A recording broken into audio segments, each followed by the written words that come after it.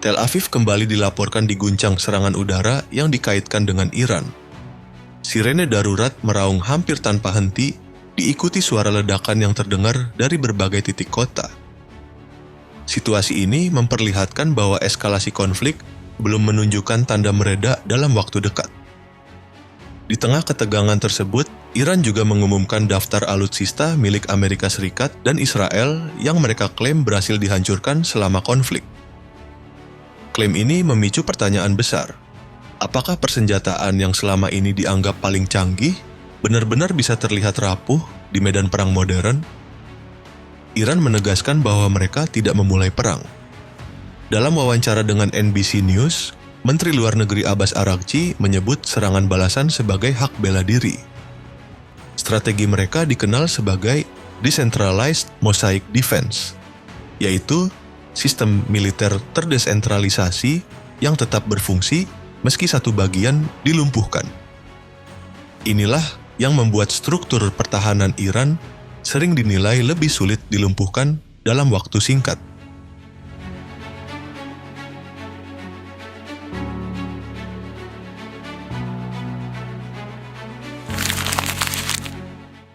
Pembahasan ini kita mulai dari sebuah objek misterius yang dilaporkan jatuh di sekitar kawasan Damavand, Iran, dan segera memicu berbagai spekulasi di media sosial maupun kanal informasi lokal. Sejumlah akun sempat menyebut benda itu sebagai jet tempur. Namun jika dilihat dari logika operasi militer, sangat kecil kemungkinan sebuah pesawat tempur mampu menembus wilayah udara Iran tanpa didukung superioritas udara yang benar-benar mutlak. Karena itu, analisis yang lebih rasional justru mengarah pada kemungkinan drone, dan nama yang paling sering disebut adalah MQ-9 Reaper milik Amerika Serikat. Iran sendiri sebelumnya pernah mengklaim menembak jatuh drone sejenis, sehingga dugaan ini terasa cukup masuk akal. Walaupun hingga sekarang statusnya masih sebatas klaim karena belum ada verifikasi independen. MQ-9 Reaper dikenal sebagai drone tempur jarak jauh dengan daya jelajah lebih dari 1.800 km, serta kemampuan terbang hingga 27 jam tanpa henti. Platform ini dapat membawa rudal AGM-114 Hellfire sekaligus bom berpemandu presisi, menjadikannya perpaduan antara alat pengintai dan mesin penghancur dalam satu sistem. Apabila benar unit seperti ini berhasil ditembak jatuh di sekitar Damavand, dampaknya tidak sekadar kerugian materi yang nilainya bisa mencapai $30 juta untuk setiap unit, tetapi juga hilangnya salah satu aset pengawasan strategis di kawasan yang sangat sensitif. Hal yang lebih menarik muncul jika sebagian komponennya ternyata berhasil diamankan dalam kondisi relatif utuh. Situasi seperti itu akan membuka peluang besar untuk rekayasa balik. Iran memiliki rekam jejak dalam mengadaptasi teknologi asing menjadi produk lokal, seperti yang pernah terlihat pada rudal Tufan maupun Almas. Jika sensor, sistem komunikasi satelit, atau modul avionik dari Reaper berhasil dipelajari secara mendalam, bukan tidak mungkin akan muncul varian drone domestik baru yang kemampuannya semakin mendekati standar barat.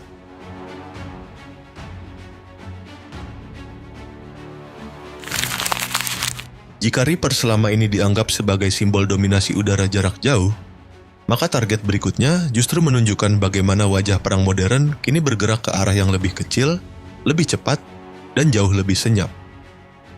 Di tengah laporan meningkatnya intensitas serangan terhadap pangkalan militer Amerika Serikat di kawasan Timur Tengah, muncul kabar tentang sebuah drone kamikaze buatan Amerika bernama Lucas yang ditemukan gagal meledak di wilayah Irak bagian tengah. Pada hari yang sama, kelompok yang menamakan diri Islamic Resistance in Iraq mengklaim telah melancarkan 28 serangan sejak dini hari menggunakan roket dan drone ke berbagai instalasi militer Amerika. Dalam konteks situasi tersebut, keberadaan Lucas langsung menjadi sorotan karena diduga digunakan dalam operasi lintas wilayah. Bahkan beberapa laporan menyebut drone ini kemungkinan dikerahkan dari Yordania. Meskipun informasi tersebut hingga kini masih berada pada level klaim. Lucas sendiri dikenal sebagai drone sekali pakai yang membawa muatan peledak dan dirancang untuk menghantam target secara langsung. Ukurannya relatif kecil, sehingga sulit terdeteksi oleh radar konvensional dan sistemnya dapat diprogram untuk menjalankan misi presisi pada jarak menengah. Hal yang cukup menarik, beberapa unit disebut menggunakan antena komunikasi berbasis Starlink atau varian militer Starshield guna mempertahankan konektivitas selama beroperasi di medan tempur. Jika benar drone ini gagal meledak dan jatuh dalam kondisi cukup utuh, maka peluang untuk menganalisis teknologi komunikasinya tentu memiliki nilai strategis yang besar. Dari sisi dampaknya, kegagalan sebuah drone kamikaze bukan hanya persoalan kerugian taktis di lapangan. Situasi semacam itu juga membuka peluang bagi pihak lawan untuk mempelajari berbagai aspek penting di dalamnya, mulai dari sistem navigasi, metode enkripsi data, hingga pola kendali jarak jauh yang digunakan dalam operasi tempur.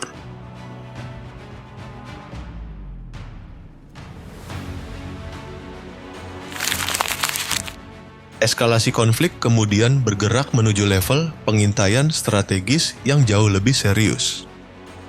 Dalam pernyataan resmi yang disebut sebagai Pernyataan ke-8 Angkatan Darat Republik Islam Iran, disebutkan bahwa dalam beberapa jam terakhir, 7 drone canggih dari berbagai tipe berhasil ditembak jatuh di sejumlah wilayah, antara lain Tabriz, Teheran, Isfahan, Khorramabad, dan Bushehr.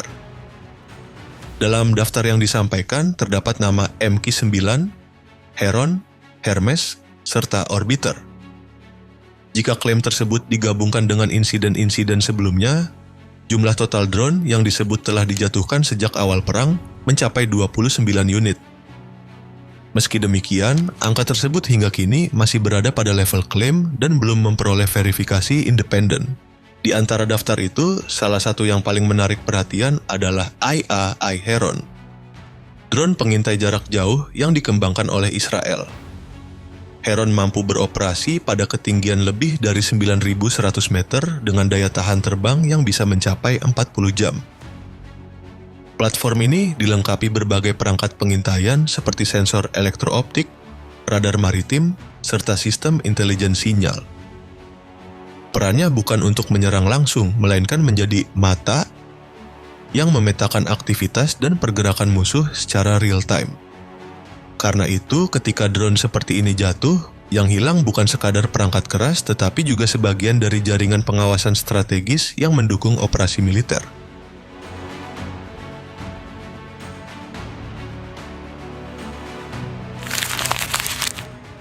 Pada perkembangan lain, Iran melalui Korps Garda Revolusi Islam menyatakan telah menghancurkan radar sistem pertahanan rudal TEH.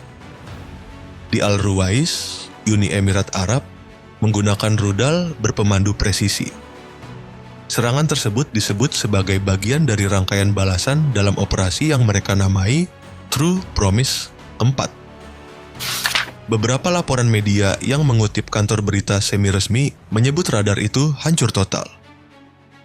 Dalam laporan yang sama juga disebutkan bahwa kapal pendukung armada kapal induk Amerika Serikat turut menjadi sasaran drone dan rudal pada jarak sekitar 700 km dari lepas pantai Chabahar.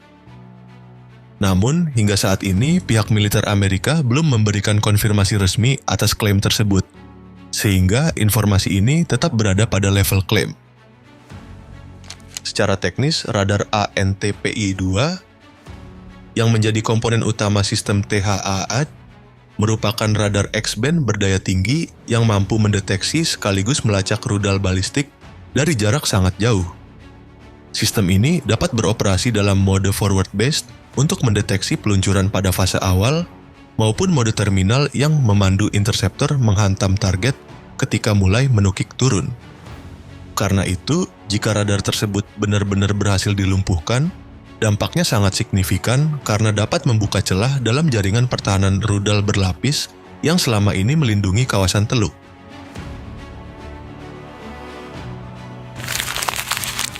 Dari sistem pertahanan di darat, eskalasi konflik kemudian merambat ke laut, tepatnya ke jalur energi yang selama ini dianggap paling vital di dunia.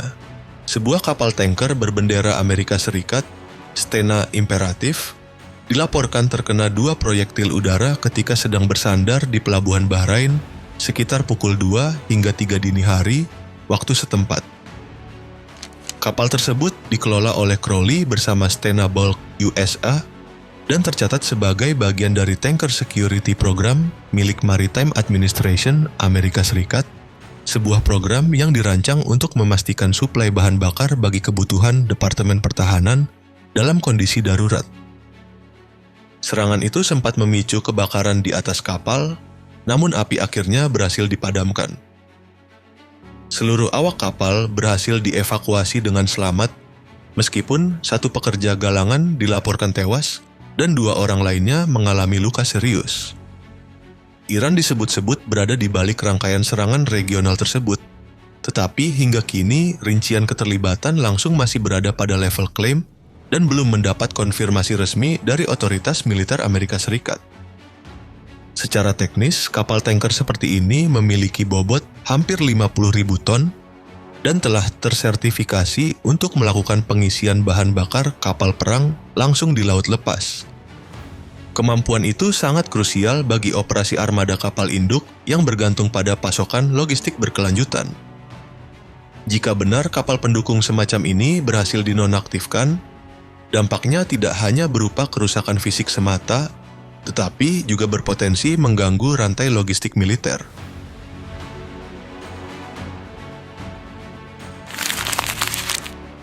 Dari jalur logistik di laut, perhatian kemudian beralih pada salah satu senjata jarak jauh yang selama puluhan tahun menjadi simbol presisi militer Amerika Serikat. Rekaman yang beredar memperlihatkan sekitar 21 rudal Tomahawk melintas di langit Erbil, Irak, diduga menuju wilayah Iran sebagai bagian dari salvo pembuka sebuah operasi militer. Tidak lama setelah itu, muncul laporan tentang satu unit Tomahawk yang ditemukan gagal meledak di wilayah Irak Utara. Insiden tersebut mengingatkan pada laporan sebelumnya pada akhir Desember, ketika Amerika Serikat disebut menembakkan 12 rudal Tomahawk ke target ISIS di Nigeria.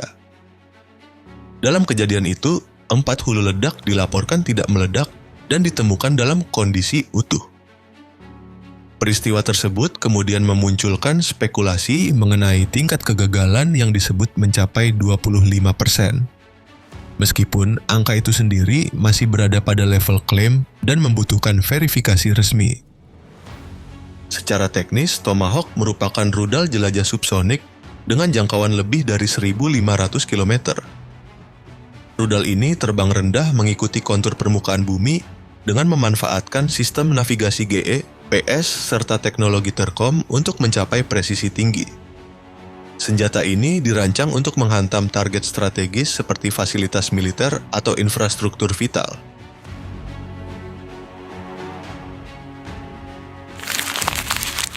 Perang tidak semata-mata tentang rudal yang melesat di udara atau drone yang jatuh dari langit, tetapi juga tentang angka biaya yang terus membengkak dari hari ke hari. Salah satu situs yang kerap menjadi sorotan, iranstripcost-ticker.com, memperkirakan bahwa total biaya yang telah dikeluarkan Amerika Serikat kini telah mencapai sekitar 2,2 miliar dolar, atau setara dengan 37 triliun rupiah. Nilai sebesar itu bahkan bisa disamakan dengan puluhan hari belanja negara dalam skala tertentu. Dan yang perlu diingat, perhitungan tersebut masih terus berjalan. Sejumlah analis juga mulai mengingatkan tentang kemungkinan terjadinya eskalasi yang lebih luas apabila serangan langsung terus berlanjut tanpa kendali. Di sisi lain, jalur deeskalasi melalui tekanan diplomatik maupun negosiasi tidak langsung sebenarnya masih terbuka. Analis keamanan internasional, Mark Sleboda, bahkan pernah menyebut konflik ini berpotensi menjadi akhir dari awal hegemoni Amerika Serikat. Pertanyaannya kemudian menjadi sangat sederhana sekaligus menegangkan. Apakah situasi ini merupakan puncak ketegangan atau justru pertanda bahwa babak konflik yang jauh lebih besar baru saja dimulai?